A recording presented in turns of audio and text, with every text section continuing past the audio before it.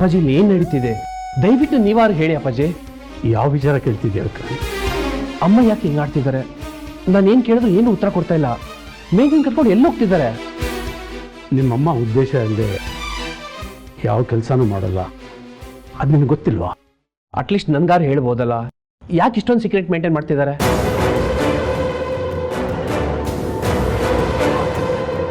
ವಿಕ್ರಮ್, ನೀನು ಸ್ವಲ್ಪ ನನ್ನ ಮಾತು ಕೇಳ್ತೀಯಾ?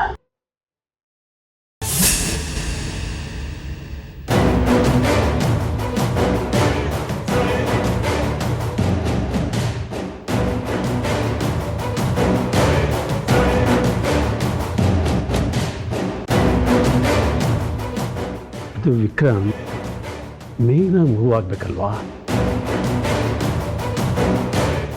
ಪಾಪ ಅವಳಿಗೇನೋ ದೋಷ ಇದೆಯಂತೆ.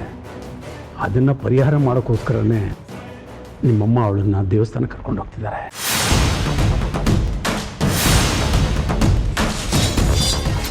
ಈ ಮನೆಗೆ ಒಂದು ಮಗು ಬರಬೇಕು, ಅದರಿಂದ ನಾವೆಲ್ಲ ಶ್ರೇಯಸ್ ಕಾಣಿಸ್ಬೇಕು. ಅದು ನಿಮ್ಮಮ್ಮನ ಆಸೆ ಅಪ್ಪ.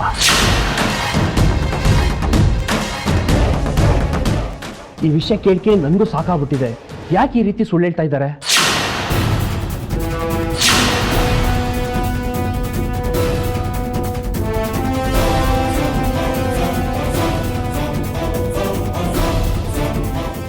ಏನು ಮಾತಾಡ್ತಿದ್ಯಾ ವಿಕ್ರಮ್? ನಾನು ಸುಳ್ಳು ಹೇಳ್ತಿದ್ದೀನ?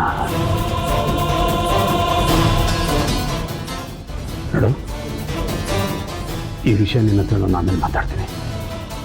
ನೀನೇನು ಹೊರಡು. ಅಪ್ಪಾಜಿ, ವಿಷಯ ಏನು ಅಂತ ಹೇಳ್ಬಿಟ್ಟು ಹೋಗಿ. ವಿಕ್ರಮ್, ನಾನು ಆಮೇಲೆ ಮಾತಾಡ್ತೀನಿ ಅಂತ ಹೇಳಿದ್ನಲ್ಲ. ಅದೇನು ವಿಷಯ ಅಂತ ಈಗಲೇ ಹೇಳ್ಬಿಡಿ. ಹೇಳಿದ್ನಲ್ಲ ವಿಕ್ರಮ್, ದೋಷ ಪರಿಹಾರಕ್ಕೆ ಅಂತ. ಹಾಗಾದ್ರೆ ಗುರುಗಳು ಹೇಳಿ ಸುಳ್ಳ?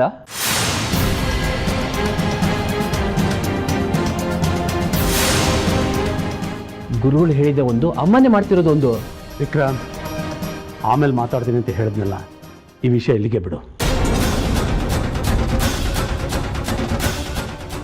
ಅರ್ಥ ಆಯ್ತಾ?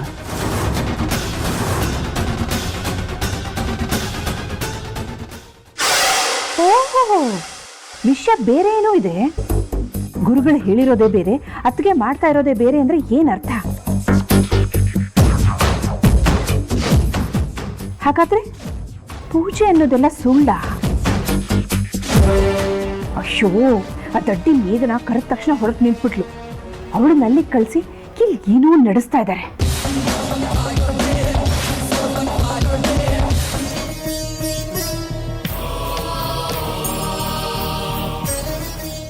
ಮತ್ತೆ ಇವಾಗ ನಡೀತಾ ಇರೋದೇನು?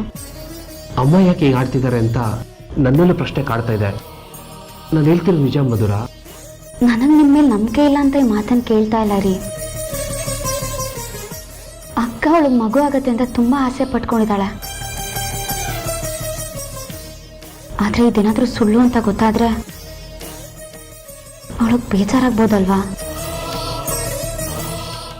ಅವಳಿಗಿರೋ ದೋಷ ನನಗೂ ಕೊಟ್ಟು ನನಗಿರೋ ಯೋಗನ ಅವಳು ಕೊಟ್ಟಿದ್ದಿದ್ರೆ ಎಷ್ಟು ಚೆನ್ನಾಗಿರೋದಲ್ವಾ? ಮಧುರ, ಪ್ಲೀಸ್ ಆ ಥರ ಎಲ್ಲ ಮಾತಾಡಬೇಡ.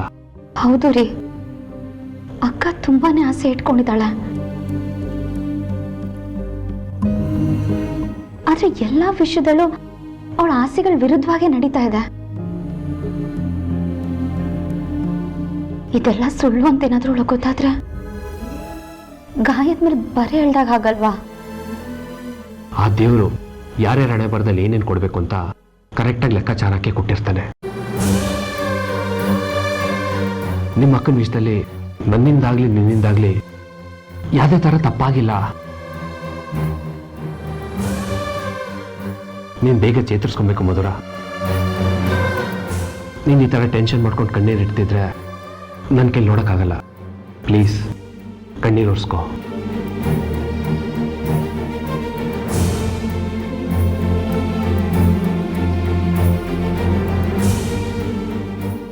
Smile please. ನಗ್ಬೇಕಪ್ಪ, ನಗು.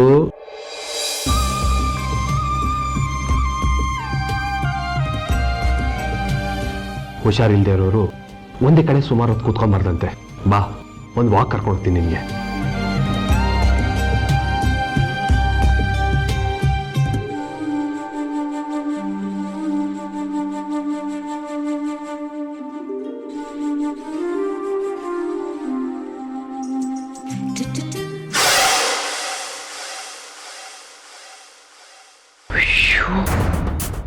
ಇದಕ್ಕ ಇವ್ರ ಮೇಘನಾನ್ ಕಳಿಸಿದ್ದು?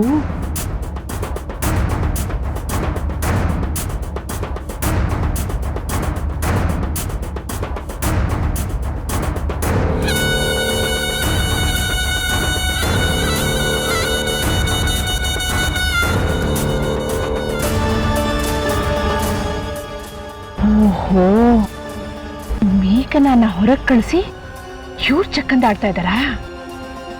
ಮಗು ವಿಷಯದಲ್ಲಿ ಏನೋ ಹೊಡಿತಾ ಇದೆಯಲ್ಲ.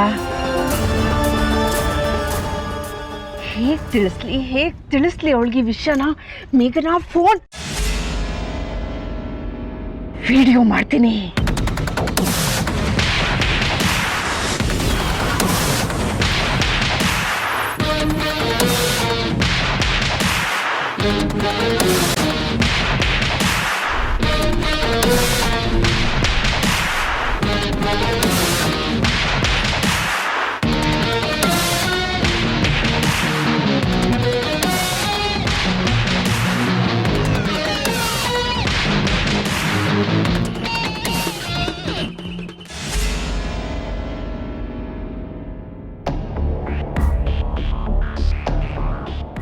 ಏನ್ ವಿಕ್ರಮ್, ಮೇಘನಾನ ಪೂಜೆ ನೆಪ ಮಾಡಿ ಮನೆಯಿಂದ ಹೊರಗೆ ಕಳಿಸಿದ್ದು ಇದಕ್ಕೇನಾ?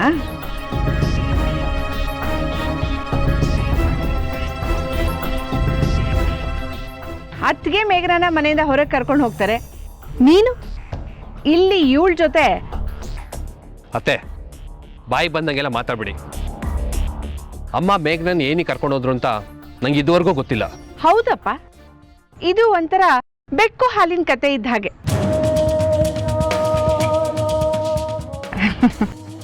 ನಾನು ಮೇಘನಾಶ್ ದಡ್ಡಿ ಅಲ್ಲ, ಎಲ್ಲ ಚೆನ್ನಾಗೆ ನಾಟಕ ಆಡ್ತೀರಾ. ಅತ್ತೆ,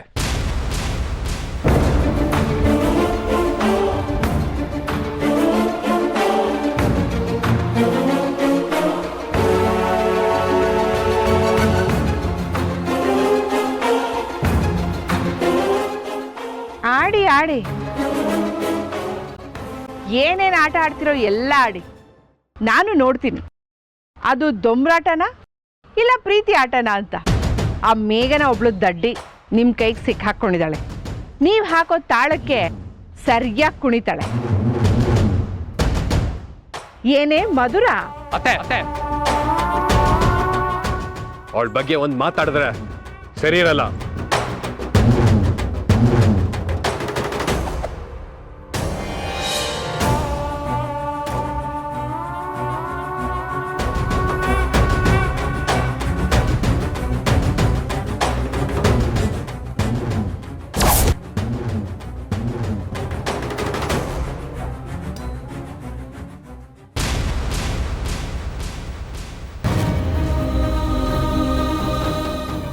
ಮಧುರ, ಯಾಕೆ ಅಳ್ತಾ ಇದೆಯಾ?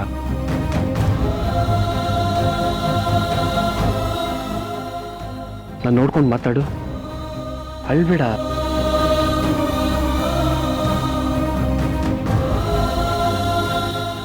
ಅಳ್ಬೇಡ.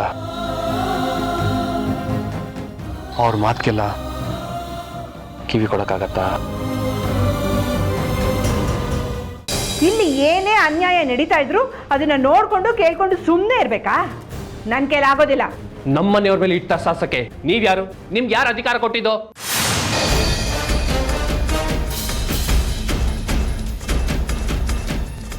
ಇರೋಷ್ಟು ದಿವಸ ಸೈಲೆಂಟ್ ಆಗಿರಿ, ಇಲ್ಲ ಅಂದ್ರೆ